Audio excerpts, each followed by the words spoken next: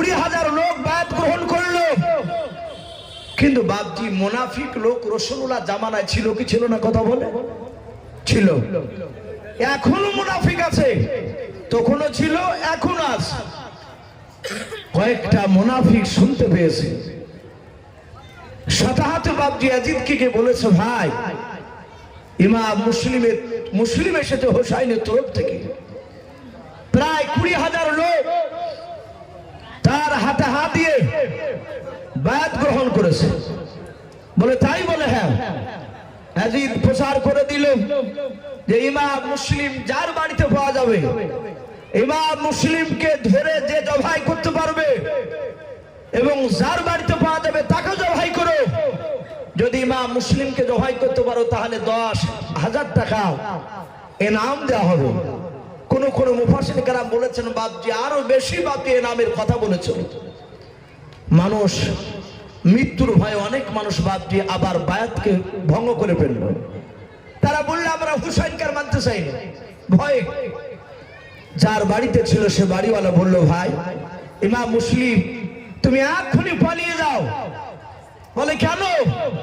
বলে ইয়াজিদের লোকেরা তোমাকে খুঁজতে শুরু করেছে, পেলি তোমাকে জবাই করে দিবে। ইমাম মুসলিমকে বাপজি তার 2 সন্তানকে নিয়ে বাড়ি থেকে বের করে দিল। ইমাম হুসাইন রাদিয়াল্লাহু তাআলা আনহু তিনি মদিনায়, কিন্তু ওইদিকে বাপজি ইমাম মুসলিম একটা চিঠি লিখে ওই ইয়াজিদের আওয়াজটা পৌঁছানোর আগে একটা লোককে দিয়ে চিঠি লিখে পাঠিয়েছিল, ইমাম হুসাইন আপনি আসুন, অসুবিধা নাই, কুফানগরের লোকেরাও তারা আপনাকে সকলেই ভালোবাসে, আপনি চলে আসবেন, কোনো অসুবিধা নেই। যাকে দিয়ে চিঠি পাঠিয়েছে তখন তো ফোনের যুগ ছিল না, চিঠি নিয়ে এসে বেরিয়ে গেছে। তারপরে বাপজি আপনার শুনতে পেয়েছে ইমাম মুসলিমকে মারবে। ভাইরা আমার, বাবা জীবনেরা, ইমাম মুসলিম রাদিয়াল্লাহু তাআলা আনহু ওনার 2 সন্তানকে ডেকে বলেছিল, বাবা আমি মদিনায় মাসরার সময় বলেছিলাম, বাবা তোমরা মদিনা থেকে আমার সাথে যেও না। ওরে বাবা বলো বলো এখন কেমন করে মদিনায় পালিয়ে যাবো বলাও? ওই ইয়াজিদের লোকেরা নাকি আমাদেরকে ধরতে পারে, জবাই করে দিবে রে বাবা। ইমাম মুসলিমের 2 ছেলে কাঁদে আর বলেন, আব্বা আপনি কাঁদবেন না, আব্বা আমরা বুঝতে পারি না এতটা বিপদ যে ঘটবে আমাদের সামনে। ও আব্বা আগে আগে আপনি চলুন, আমরা পেছন পেছন দৌড়ে যাব। ইমাম মুসলিম রাদিয়াল্লাহু তাআলা আনহু বাবা 2 ছেলের হাত দুখানা বাপজি ইব্রাহিম আর মুহাম্মদের হাত দুখানা ধরে বাপজি দৌড়ে চলে যাচ্ছেন মদিনায় যাওয়ার জন্য। অনেকটা রাস্তা বাপজি চলে যাওয়ার পর দেখে বাবা ওই রাস্তায় কিছুটা দূরে বাপজি লক্ষ্য করে দেখলাম 4-5টা লোকেরাও তারা তলোয়ার নিয়ে বাপজি ইমাম মুসলিমকে খুঁজতেছে। ইমাম মুসলিম বলে, বাবা ওই রাস্তায় যাওয়া যাবে না। বলে কেন আব্বা? বলে ওই দেখো ইয়াজিদের লোকেরাও তারা রাত্রিবেলা আমাদেরকে খুঁজতেছে, আর যাওয়া যাবে না, চলো অন্য কোনো বিকল্প রাস্তা পাওয়া যায় কিনা। ইমাম মুসলিম বাপজি তার 2 সন্তানকে নিয়ে আবার দ্বিতীয় বাপজি রাস্তায় রওনা নিলেন। ওই রাস্তায় কিছুটা দূর যাওয়ার পর আবার দেখেন বাপজি সেখানেও বাপজি মানুষ কুচকাজ করেছে, মানুষ তলোয়ার নিয়ে হোসাইনকে নয় বাবা ইমাম মুসলিমের 2 ছেলেকে বাপজি আপনার খোঁজাখুঁজি করেছে। ইমাম মুসলিমকে বাপজি আপনার খুঁজতেছে, পেলি জবাই করে দেবে। হযরত ইমাম মুসলিম চারিদিকে বাপজি দেখলেন ঘেরাও করে নিয়েছে, কোন দিকে রাস্তা বাপজি আপনার খালি নেই, সব রাস্তায় দেখছে মানুষ ঘোরাফেরা করে।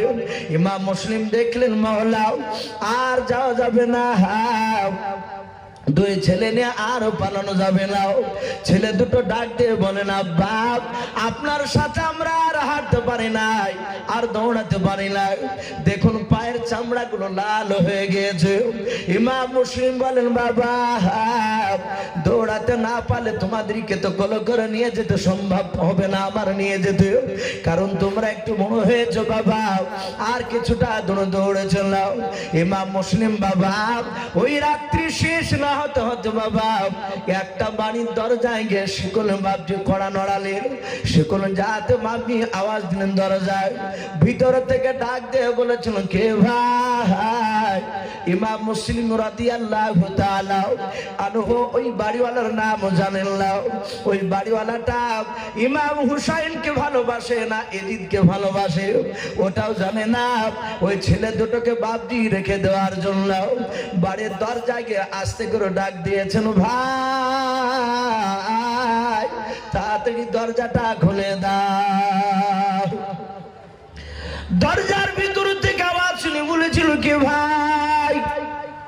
হযরত ইমাম মুসলিম রাদিয়াল্লাহু তাআলা আনহু বাবা আস্তে করে ডাক দিয়ে বলেছিলেন, আমি হুসাইনের মহব্বতের দিওয়ানা, শুনে নাও, আমি হযরত ইমাম মুসলিম রাদিয়াল্লাহু তাআলা আনহু যাতে বাপজি নাম বললেন, যে বাড়িতে গিয়ে বাপজি শিকল আওয়াজ দিয়েছিলেন দরজায়, সাতাত বাপজি ওই বাড়িওয়ালার নাম কিতাবে লিখেছে কাজী শারহি।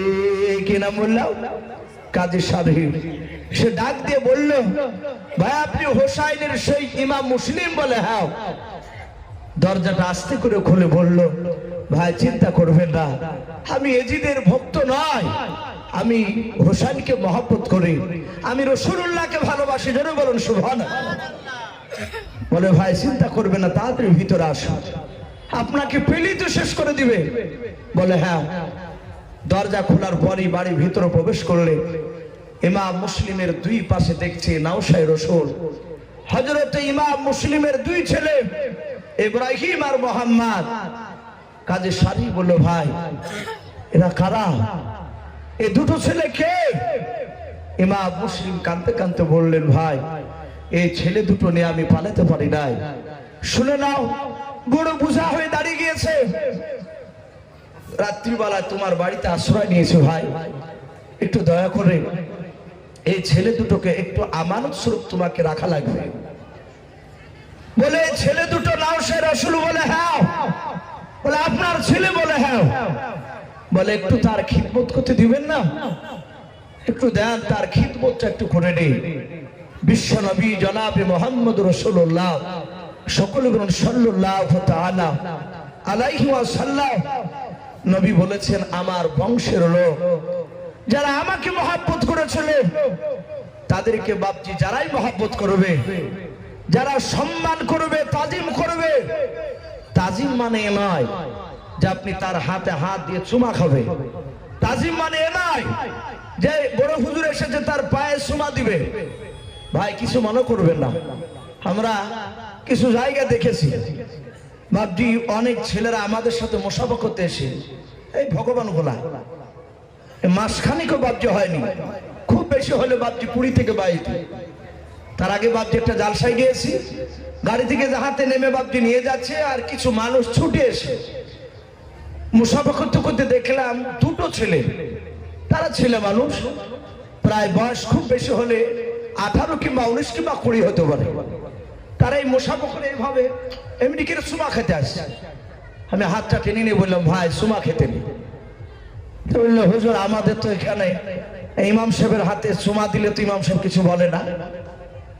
কথা বুঝতে পারলেন? বাস্তব কথা বলছি। আমি যার সাথে বলেছিলাম কথাটা তুলে ধরেছিলাম, ইমাম সাহেব বসেও ছিলেন।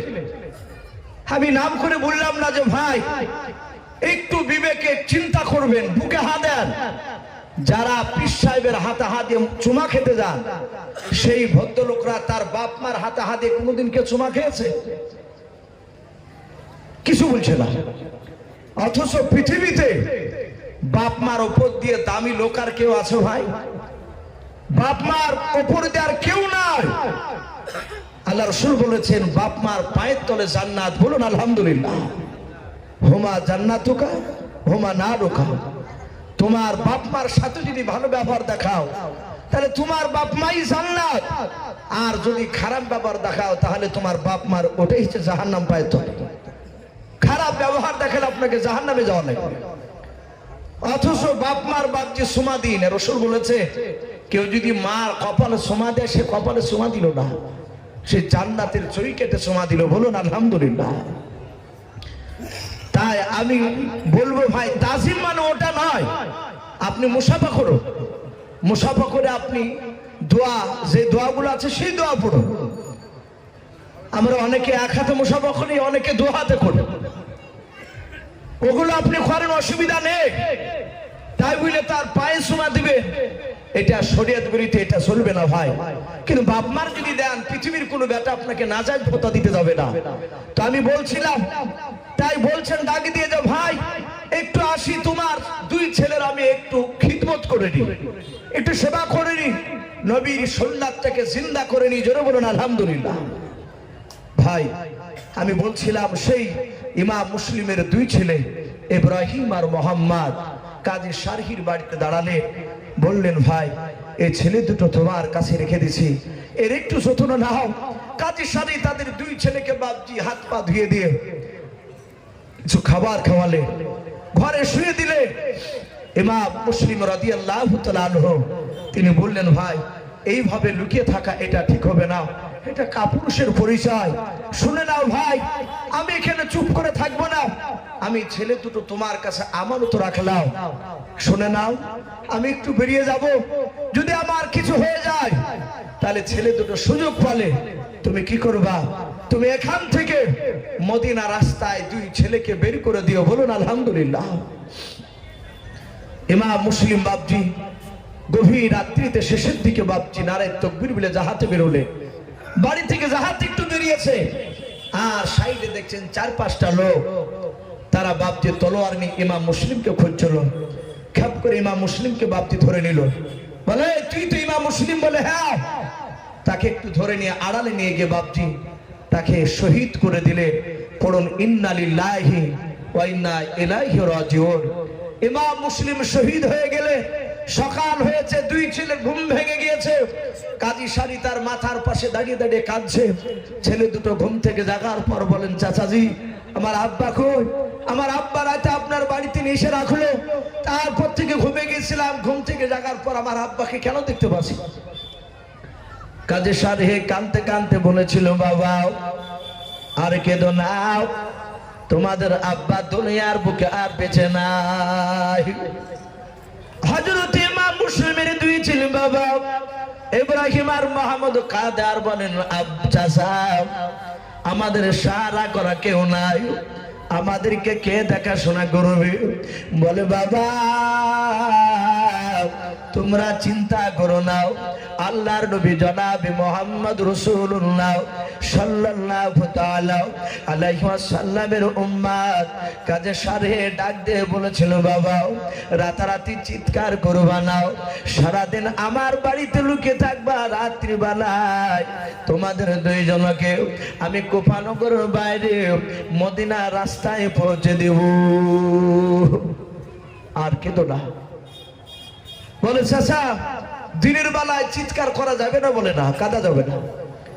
ইমাম মুসলিম শুনতে পেয়েছে যে ইমাম মুসলিমের দুই ছেলে সাথে করে নিয়ে এসেছিল, আবার প্রচার করলো ছেলে দুটোকে যে জিন্দা নিয়ে আসতে পারবে তাদেরকে অনেক টাকা ইনাম পুরস্কার দেওয়া হবে।